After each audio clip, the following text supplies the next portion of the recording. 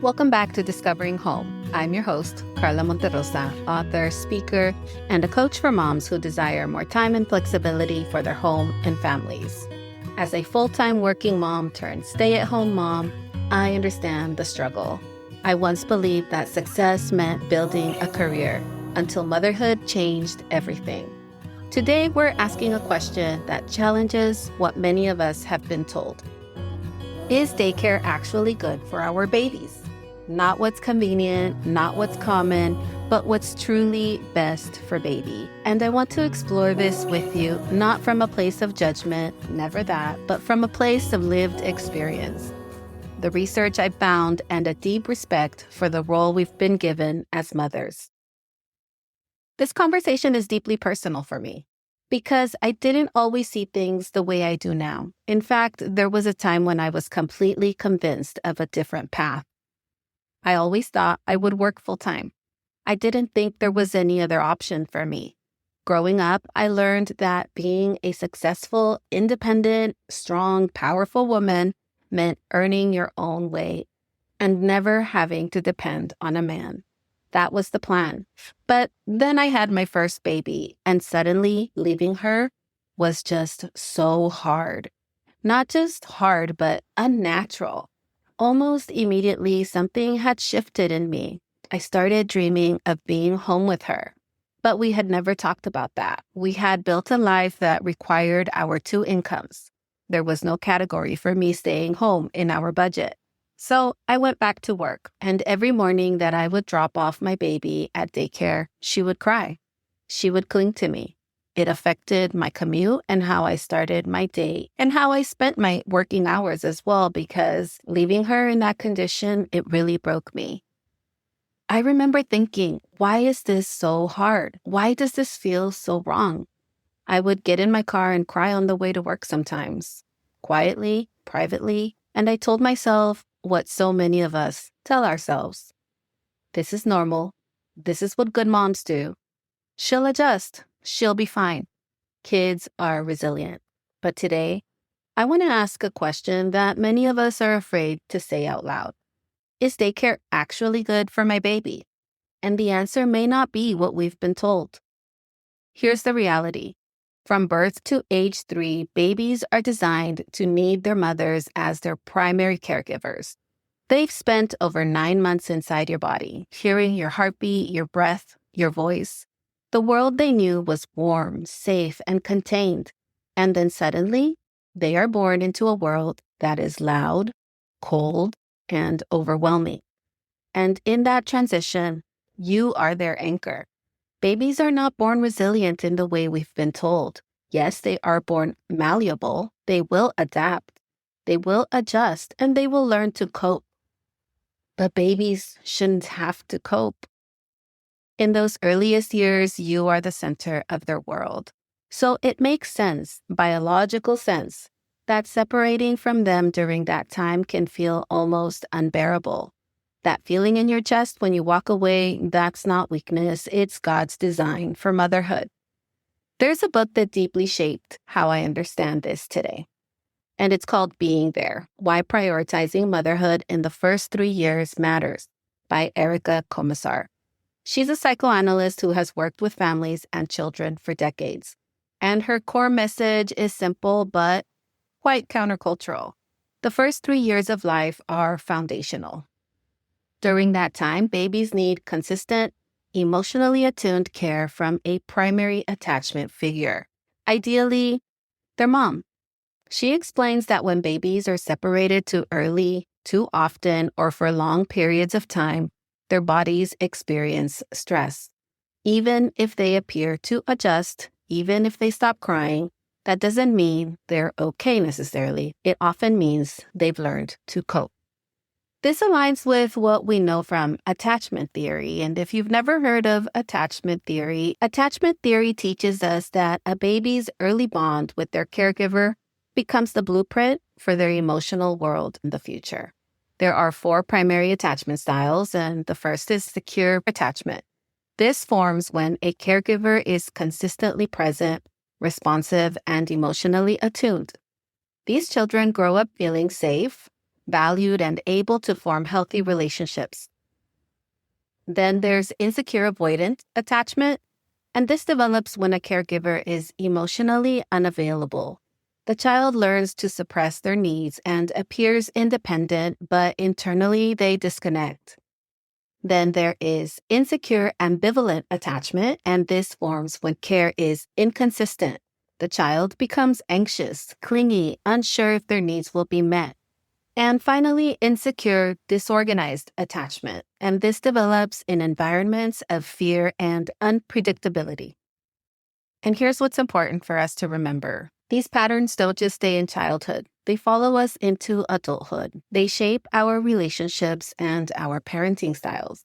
Secure mothers tend to raise secure children, and insecure patterns can be passed down generationally.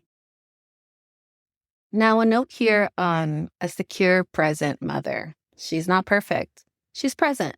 She's emotionally attuned. She responds to her baby's needs. She allows her baby to feel without rejecting those feelings, and she doesn't rush to shut down their emotions. She helps regulate them. She sits with her child in distress, and with her presence, helps that child regulate and transform that distress into safety. This is where my story comes in. With my first baby, I was able to take some time off. I ended up being home with her for about 8 months. During that time, my mom made a huge sacrifice. She quit her job to help care for my daughter. So for the first 18 months of her life, my daughter's primary caregivers were myself and my husband, and later when I returned to work, my mom.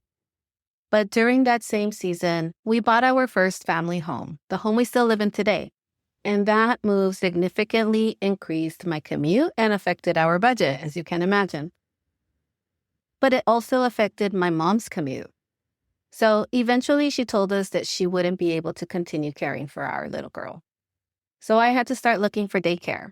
I looked at a variety of different types of daycares. I looked at in-home daycares first, but I quickly knew that wasn't an option for me. I was very sensitive to environments where there wasn't strong oversight, and I had concerns about leaving my baby in a family home where there wasn't a lot of oversight outside of the caregiver. At some point, I came across a little Christian daycare operating out of a small church. The caregivers were caring, kind, and the environment felt nurturing and safe. It felt like a perfect fit, but they didn't have an infants program. Their philosophy was that newborns should be with their moms. Their program began at 20 months, and our daughter was just 2 months shy of 20 months. So we kept looking. Then I toured a large corporate daycare, a chain of daycares. I still remember walking in. It smelled so strong of bleach. Children were crying everywhere. The caregivers were very young. And I knew these environments often had high turnover, low pay, high stress, and very little consistency. So I knew I didn't want to leave my daughter there either. Then I found a smaller daycare near our home. It was filled with toys, collectibles, little details that made it feel warm and inviting. It had separate rooms for infants, toddlers, and older children. The director was a bit quirky, but very passionate about her work. And at the time, it felt like the best option we had. So we said yes, but I knew it would be hard.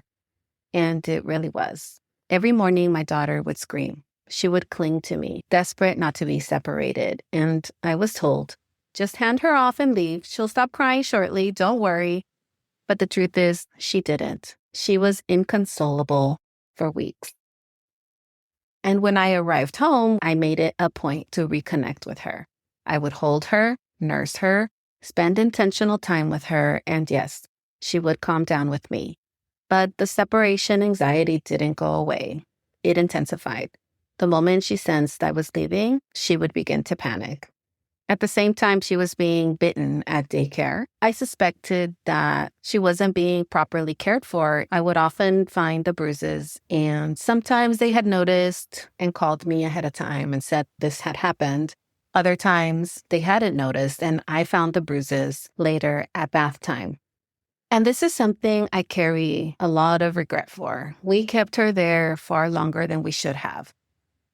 But around that time, I was also pregnant with my second daughter. And I repeated a similar pattern.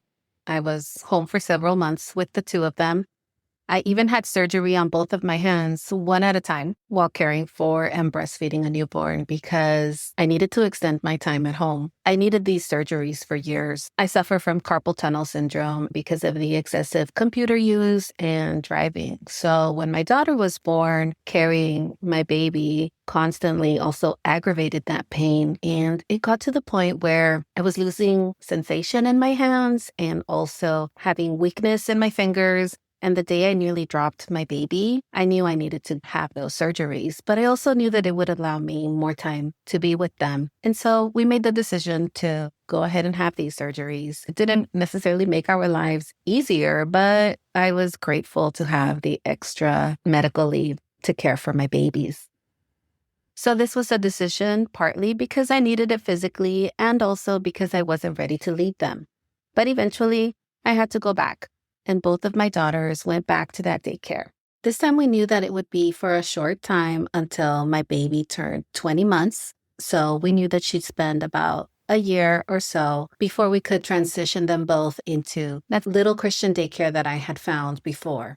Ultimately, we did make that move, and there wasn't a lot of turnover there. In fact, the woman who ran the daycare was someone that my daughters grew to really love, and she's there to this day, managing this program.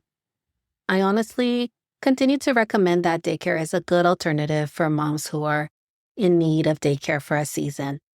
But looking back now, that season was one of the hardest of my life. I thought something was wrong with me. I even considered that I might be experiencing postpartum depression. I can see now that what I was feeling wasn't just internal or hormonal or some imbalance. It was connected to the overwhelm we were living. I was living at a pace that wasn't compatible with motherhood, especially in those very early years with my daughters. I can also see that my daughters were struggling. My oldest showed clear signs of distress, clinginess, anxiety, difficulty sleeping and separating. And while my youngest was different, she seemed independent. She seemed to be adapting very well and enjoying the daycare environment. Sometimes she didn't even want to leave daycare when we were there to pick her up. And we thought this was a good sign. But now I understand it differently. And that was also a coping response. She wasn't securely independent as we thought. She was adapting to separation. She was coping, and babies aren't meant to cope like that. They are meant to be soothed and cared for consistently by their mothers. So I don't say this to shame you, not at all. As you know, I've walked this road. I've made all the mistakes and did the best that I could with what I had at the time and the knowledge I had at the time, as well as our circumstances. But today, looking back, I can speak with greater knowledge, wisdom, maturity, and in the hopes that it can help young moms who are going through this today, so that you can trust yourself more, so that you can lean into motherhood without shame or guilt. So, our question for today, is daycare good for your baby? Here's the honest answer. Not all daycare is the same. Some environments are better than others, but no daycare, no matter how loving, can fully replace the consistent, emotionally attuned care of a mother in those earliest years. And that's not judgment, that's just reality. I think it's helpful to look at this in terms of what is best to what may be necessary in a given season for a time. The first and best option, especially in those early years, is always going to be the care of a baby's mother. There is no substitute for a mother who is emotionally attuned, consistently present, and deeply connected to her child. That bond is unique. It's biological, emotional, and even spiritual. The second best option, if it's available, is a grandmother or another close family member, someone who will be a stable long-term presence in your child's life. Someone who knows your child, loves your child, someone who isn't coming in and out, but is part of their journey over time. Because consistency truly matters. But even in saying that, I want to be clear. Even the most nurturing alternative is still an alternative. Nothing is safer, nothing is more regulating, nothing is more loving than you being there.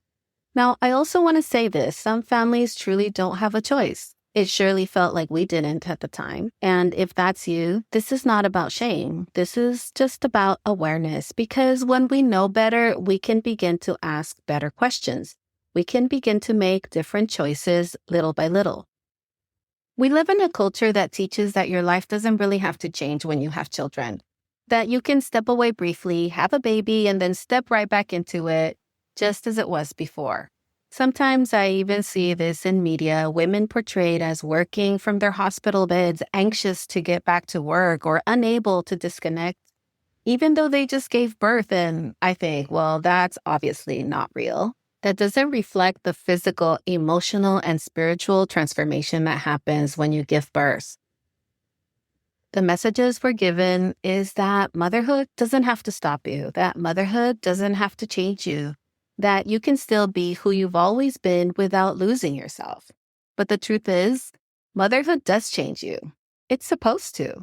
Now, I know that not every woman is called to motherhood, and not every woman is able to become a mother. But for those of us who do bring a child into this world, it shifts you to your core. It changes your priorities. It changes your capacity. It changes your heart, because you are no longer just caring for yourself. You are caring for a life that is completely dependent on you, for nourishment, for comfort, and for their protection. And instinctively, we are designed to nurture and love our babies. So it's a lie that motherhood doesn't change you. And it's a lie that your life doesn't have to change either. Your life will change, even if you return to work full time. Even if you have childcare, there is still a child who needs you. And if we're fully honest, the right thing to do, the selfless thing to do, is to begin to place their needs before our own. And I know that's not easy. For some, that may feel impossible. For others, it feels deeply natural. But there is something incredibly sweet and rewarding about being the one who soothes them, who nurtures them, who is there for them, especially in those earliest years of life. But really, at every age and stage, a mother plays an irreplaceable role in the life of her child. I didn't come home full-time until my girls were older. As I've shared before, they were in first and third grade when I stepped away from work. And even at that age, I saw a huge shift in our relationship right away. But before that, there was a season I haven't really talked about much, and that's that in 2014, I started graduate school. My daughters were 2 and 4 years old, and I remember a friend asking me, "Right now, your girls are so young. Don't you want to wait until they're older?" And I responded, "Oh, right now is the ideal time. They're not going to remember this stage." And while that may be true to an extent, what we don't remember still shapes us. It still forms us. It becomes the foundation we build our lives on. During that time, we were still dealing with the effects of separation anxiety with my oldest daughter, and my younger daughter was also showing signs of anxiety, even though she seemed more independent, and she became a daddy's girl, and nothing wrong with that. I love that girls are connected to their fathers. It's such a sweet, beautiful, important thing, but that's not what I'm talking about here. I'm talking about her wanting to go to her dad even when I was physically there, because I wasn't truly available. I was working full time, I was going to school in the evenings, and in between, I was studying, researching, writing papers, and preparing presentations, constantly pulled in different directions. I was reaching for more in my career because I believed that if I could just advance, if I could move up the leadership ladder, I would finally have more flexibility. I would see supervisors come in later, leave earlier, and be out of the office often. And I imagined that that meant they had more freedom, that they were tending to their families. But what I didn't realize at the time was that more responsibility doesn't give you more freedom. It made me less available, not just at work, but even when I was at home. I was physically present with my children, but my mind was somewhere else, thinking about the emails, the responsibilities, the demands and expectations that didn't let up. And this is one of the hidden challenges of our time, I believe. We are always connected, always reachable, always expected to respond. And that constant connection pulls us away from being fully present at home. But when I came home, everything began to change. I started volunteering in their classrooms once a week with each of my daughters. I became the one who dropped them off, showed up to the meetings, events, and everyday little moments. And slowly, we started to reconnect. I would bring them home from school, give them a snack, sit with them, play with them, just be with them. And yes, I had done some of those things before, but the difference was that I was different. I was calmer, less distracted, more emotionally available and present. My mind was no longer divided. I wasn't constantly thinking about what was waiting for me somewhere else. I could finally notice the small things, their expressions, their stories, their needs, and I could respond with patience and curiosity. And over time, our bond strengthened and it was repaired. Today, we've been homeschooling for several years and we genuinely enjoy being together. Now, they are teenagers, so yes, they're more independent and have their own friends and interests, and that's all great and beautiful. But when we are together, which is most of the time, there's so much joy, laughter, and connection. We're learning, growing, and doing life together, and it's one of the greatest gifts and joys of my life. I wouldn't trade it for anything. So wherever you are in your motherhood journey, whether your children are babies, toddlers, or already older, I want you to hear this. It's never too late. You can still have an impact. You can still strengthen your bond with your children. You can still nurture a relationship that is loving, stable, and secure. Healing is possible. Connection can be rebuilt. And what you do now still matters for a lifetime. Ultimately, when I step back and look at all of this, not just through my experience, but also from what I gather in scripture, it brings even greater clarity to what our role really is as mothers. In Psalm 127, verses 3 through 5, it says, "Children are a heritage from the Lord, the fruit of the womb, a reward. Like arrows in the hand of a warrior are the children of one's youth. Blessed is the man who fills his quiver with them." And I love this imagery that our children are like arrows that are formed, shaped, and prepared carefully before they are ever released. And where does that shaping happen? It happens at home, in the quiet, unseen, everyday moments, in the nurturing, in the comforting, in the consistency of being there. Because an arrow that is launched well must first be held steady. It must be guided, positioned, strengthened, and as mothers, we are part of that shaping process. We are not just raising children for today. We are preparing them to be launched into the future. And the strength of that launch is deeply connected to the foundation that we build in those early years. And scripture gives us even more clarity on what that looks like. In Deuteronomy 6, verses 5 through 7, it says, "You shall love the Lord your God with all your heart and with all your soul and with all your might. And these words that I command you today shall be on your heart. You shall teach them diligently to your children and shall talk of them when you sit in your house and when you walk by the way and when you lie down and when you rise." This is a picture of discipleship woven into the fabric of everyday lives. We are shaping our children. And I know when we hear a word like discipline, many of us immediately think of correction or punishment or behavior management, but that's actually not where the word begins. The original meaning of the word discipline was to teach by example. That's what we're doing as mothers. And over time, they internalize what we model. It becomes their way of relating to others and to themselves. So our presence matters more than we realize. Not just what we say, but what we do, how we respond, how we love them. And that kind of formation doesn't happen in passing. It happens in proximity, through being there. And if you're feeling a nudge to slow down, come home, and prioritize your home and your family, maybe that's what your heart has been trying to tell you all along. So wherever you find yourself today, whether you're in the thick of those early years, holding a baby, navigating toddlerhood, or making hard decisions about work and childcare, or whether your children are older, I want you to hear this. You're not behind, you're not disqualified, and it's never too late. Your presence matters. Your love matters. The way you show up today still matters, no matter how many years have gone by. And if something in this episode stirred your heart, if you've been feeling that quiet nudge that there may be another way, it's okay to begin imagining what it could look like to align your life more closely with what your child truly needs and what you truly desire.